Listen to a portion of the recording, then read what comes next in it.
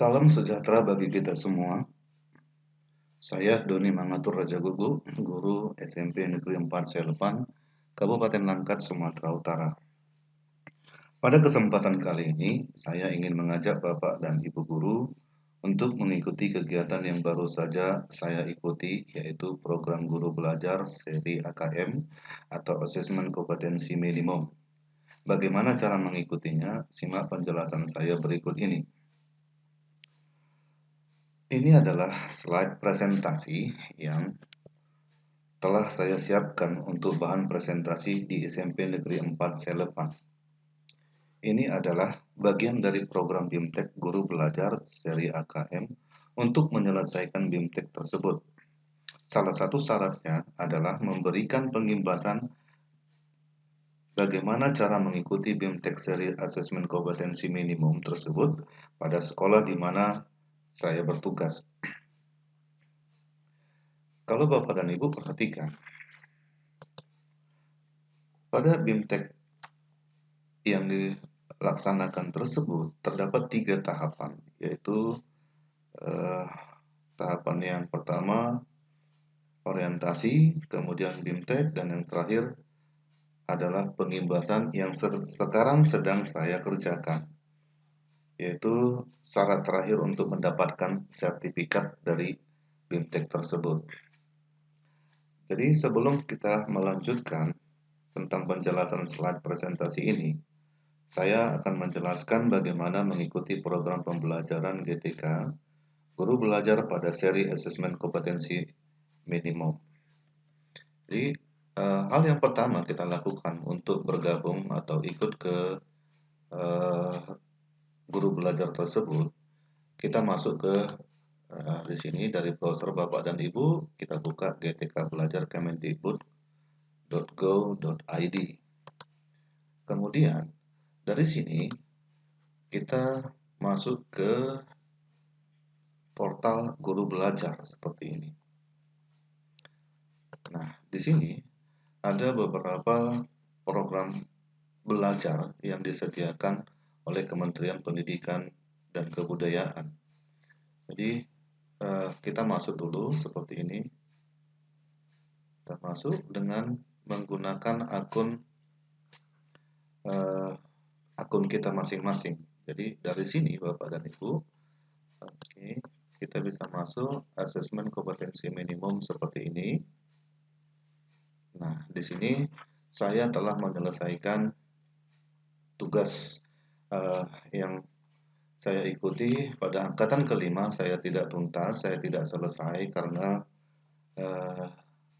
ada pekerjaan yang saya harus utamakan selain dari ini. Kemudian saya lanjut pada angkatan ketujuh. Kemudian bagaimana cara saya pakai akun dulu, akun teman saya dulu, bagaimana caranya supaya saya bisa memberikan contoh kepada Bapak dan Ibu. Ini saya menggunakan akun teman saya. Nah, di sini kita pilih ini selengkapnya ini. Kemudian, nah di sini kalau mau mendaftar Bapak dan Ibu bisa mendaftarkannya di sini. Jadi nanti akan masuk ke seperti ini, memilih angkatan ke-8 atau angkatan ke-9 dan seterusnya. Jadi Bapak dan Ibu bisa mencobanya, nanti akan saya jelaskan sedikit tentang bagaimana proses pembelajaran itu ketika kita mengikutinya. Jadi di sini Bapak dan Ibu, saya akan menjelaskan sedikit, tapi tidak seluruhnya karena slide ini akan saya berikan di deskripsi dari video ini. Jadi pada tahap orientasi, Bapak dan Ibu akan diberikan penjelasan tentang pada bagian orientasi. Bapak dan Ibu akan diberikan penjelasan program, bahwa program ini Pada bagian orientasi, dijelaskan tujuan dari program. Pada bagian orientasi dijelaskan bahwa program ini bertujuan untuk menjawab berbagai persoalan guru dalam menghadapi asesmen kompetensi minimum, di antaranya berkembangnya miskonsepsi tentang asesmen nasional, adanya malpraktik pembelajaran dalam melakukan persiapan dan menghadapi asesmen nasional, guru belum mengetahui cara membaca hasil asesmen nasional, dan yang terakhir, guru belum memahami bagaimana menindaklanjuti hasil asesmen nasional tersebut. Selanjutnya, Bapak dan Ibu bisa membaca keterangan yang saya berikan bahwa hasil PISA atau Program for International Students Assessment, skor Indonesia berada pada peringkat hasil terendah pada kurun waktu 10-15 tahun terakhir. Jadi keterangannya di situ Bapak dan Ibu bisa membacanya. Selanjutnya, apa pentingnya asesmen nasional? Peningkatan mutu sistem pendidikan tidak hanya berorientasi pada pencapaian siswa dalam menguasai materi pelajaran dan nilai ujian akhir. Keberhasilan sistem pendidikan lebih difokuskan pada pencapaian kompetensi siswa yang meliputi pengetahuan, keterampilan, dan sikap. Terlebih pada era transformasi pendidikan abad ke-21, di mana arus perubahan menuntut siswa menguasai berbagai kecakapan hidup yang esensial untuk menghadapi berbagai tantangan abad ke-21, di mana siswa memiliki kecakapan belajar dan berinovasi, kecakapan menggunakan teknologi informasi, kecakapan hidup untuk bekerja dan berkontribusi pada masyarakat. Kecakapan hidup abad 21 dan profil karakter pelajar Pancasila adalah tuntutan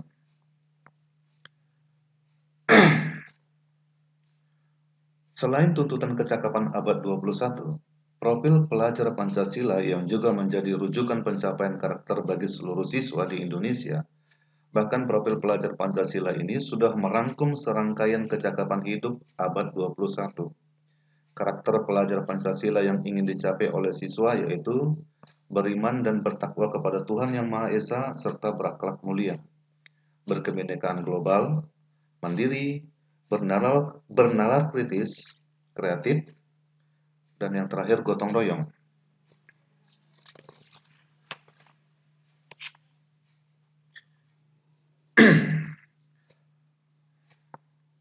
Bagaimana keterkaitan asesmen nasional dengan kecakapan abad 21 dan profil pelajar Pancasila? Kompetensi siswa meliputi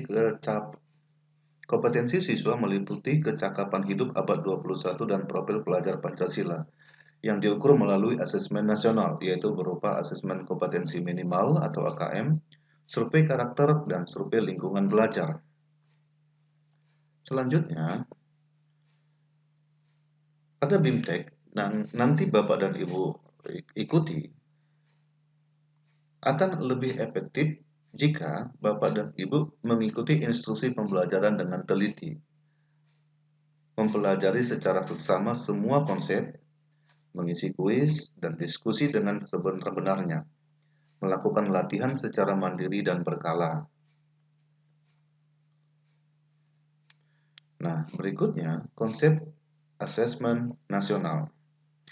Asesmen nasional adalah program penilaian terhadap mutu setiap sekolah, madrasah, dan program kesetaraan pada jenjang dasar dan menengah. Mutu satuan pendidikan dinilai berdasarkan hasil belajar murid yang mendasar, yaitu literasi, numerasi, dan karakter, serta kualitas proses belajar mengajar dan iklim satuan pendidikan yang mendukung pembelajaran.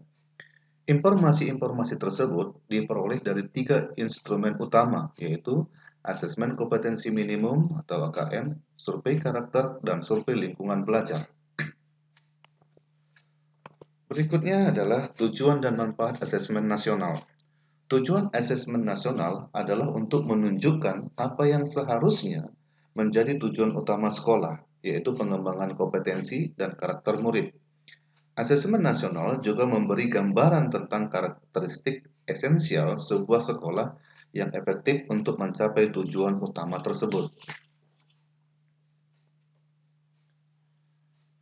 Apa sih manfaat asesmen nasional?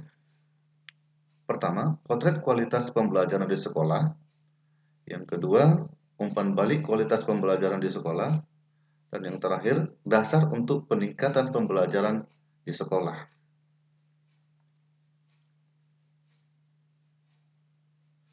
Nah, ini adalah perbandingan ujian nasional dan asesmen nasional. Bapak dan Ibu bisa memperhatikannya, kemudian membaca bagian ini perbedaan antara asesmen nasional dan ujian nasional. Saya tidak akan menguraikan satu persatu, Bapak dan Ibu.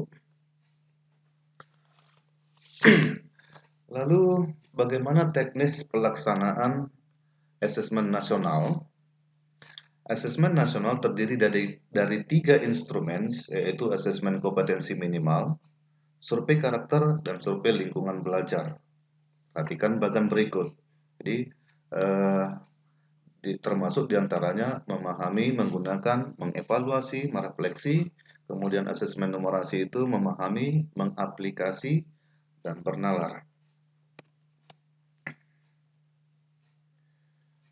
Pelaksanaan asesmen nasional berbasis komputer dan bersifat adaptif. Pertanyaan yang Pelaksanaan asesmen nasional berbasis komputer dan bersifat adaptif. Pertanyaan yang disajikan sesuai dengan kemampuan siswa. Peserta asesmen nasional yaitu seluruh sekolah, namun tidak diikuti oleh semua siswa, tetapi dilakukan dengan memilih simple. Peserta asesmen nasional yaitu seluruh sekolah, namun tidak diikuti oleh semua siswa, tetapi dilakukan dengan memilih sampel secara acak. Jadwal pelaksanaan asesmen nasional dapat dilihat pada tabel berikut ini.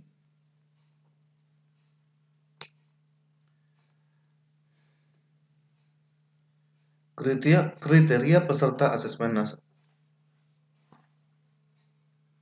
Kriteria peserta asesmen nasional diikuti oleh seluruh sekolah, tidak diikuti oleh semua siswa, pemilihan sampel dilakukan secara acak, peserta kelas 5, 8, dan 11. Setiap peserta mengerjakan tes literasi. Setiap peserta mengerjakan tes literasi membaca, tes literasi numerasi, survei karakter, dan survei lingkungan belajar. Asesmen nasional tidak digunakan untuk menentukan kelulusan dan menilai prestasi siswa secara individu. Namun, asesmen nasional adalah cara untuk memotret dan memetakan mutu sekolah dan sistem pendidikan secara keseluruhan. Untuk itu, hanya memerlukan informasi dari sampel yang mewakili populasi siswa di setiap sekolah pada jenjang kelas yang menjadi target dari asesmen nasional.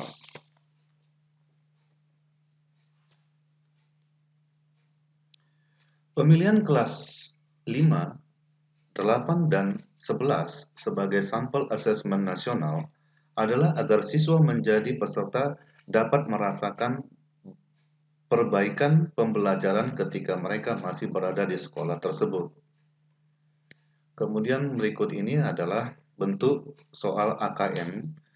Yang pertama soal pilihan ganda dengan memilih salah satu jawaban yang paling benar dan salah dan bentuk soal AKM terdiri dari soal pilihan ganda dengan memilih satu jawaban yang benar dan dalam satu soal. Bentuk soal AKM terdiri dari soal pilihan ganda dengan memilih satu jawaban yang paling benar dalam satu soal. Soal pilihan ganda kompleks dengan memilih lebih dari satu jawaban yang paling benar dalam satu soal. Soal menjodohkan dengan cara menarik garis dari satu titik ke titik lainnya yang merupakan pasangan pertanyaan dengan jawabannya. Soal isian singkat dengan menjawab berupa bilangan, kata, untuk menyebutkan nama benda, tempat, atau jawaban pasti lainnya. Soal uraian dengan menjawab soal berupa kalimat-kalimat untuk menjelaskan jawaban.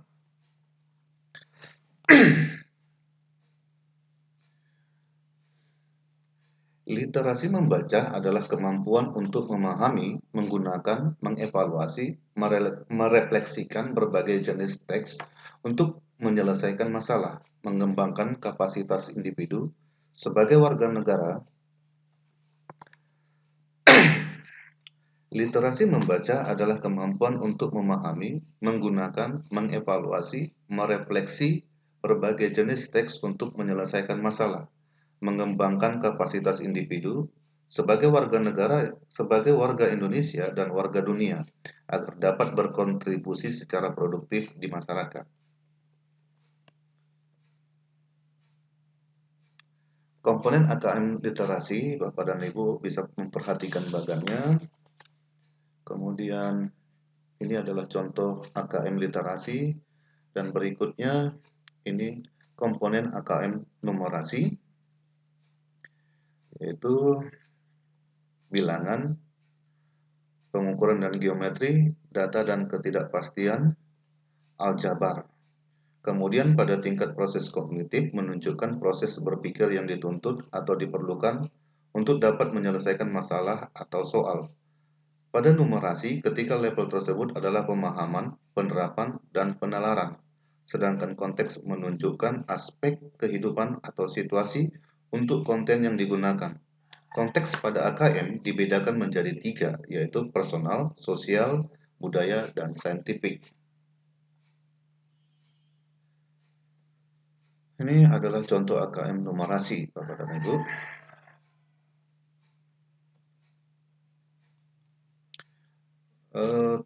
Tindak lanjut, pelaporan hasil asesmen mengidentifikasi 4 kategori tingkat penguasaan.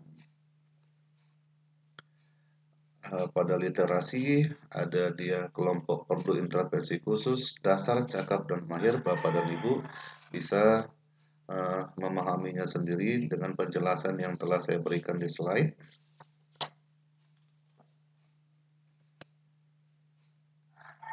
Kemudian pada kelompok numerasi, ini adalah detail tingkat kompetensinya. Bapak dan Ibu juga dapat membacanya. Kemudian perbedaan pembelajaran berbasis kompetensi dengan berbasis konten.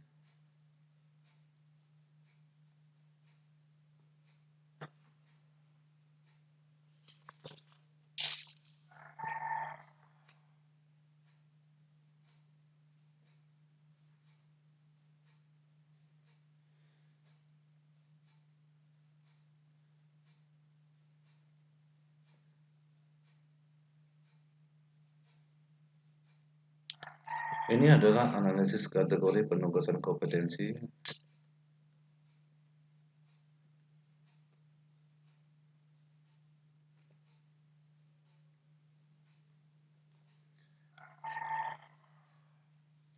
Pada infografik berikut ini disajikan contoh analisis tingkat kompetensi berdasarkan kebutuhan, pendekatan, struktur pembelajaran.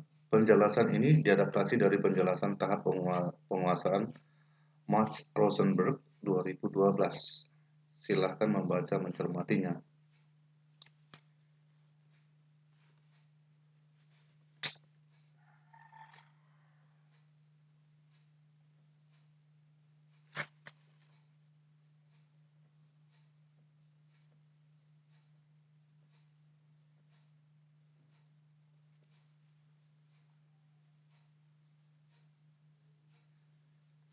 Berikut ini adalah keterangan tentang kategori kompetensi dan contoh analisisnya. Bapak dan Ibu bisa membaca keterangannya seperti ini. Misalnya perlu intervensi khusus, tadi kan ada 4 dia.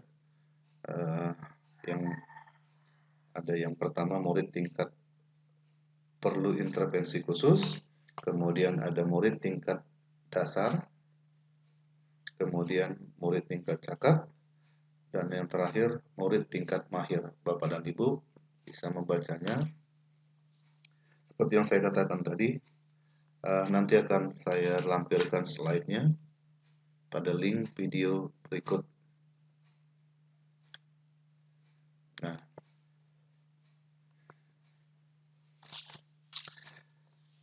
peran pertama dan utama asesmen harus dilihat sebagai bagian dari proses pembelajaran Peran pertama dan utama, asesmen harus dilihat sebagai bagian dari proses pembelajaran yang utuh. Kerangka yang sering digunakan adalah segitiga belajar yang mengkaitkan antara asesmen, kurikulum, dan pembelajaran. Segitiga belajar membantu kita tidak melihat asesmen, kurikulum, dan pembelajaran sebagai aspek yang berdiri sendiri. Guru dan pimpinan sekolah dapat melakukan penyelarasan antara tiga aspek yang menentukan pengalaman belajar murid tersebut. Baik Bapak dan Ibu, selanjutnya akan saya tampilkan video pengimbasan bagaimana saya menjelaskan file presentasi tadi kepada guru-guru di sekolah saya.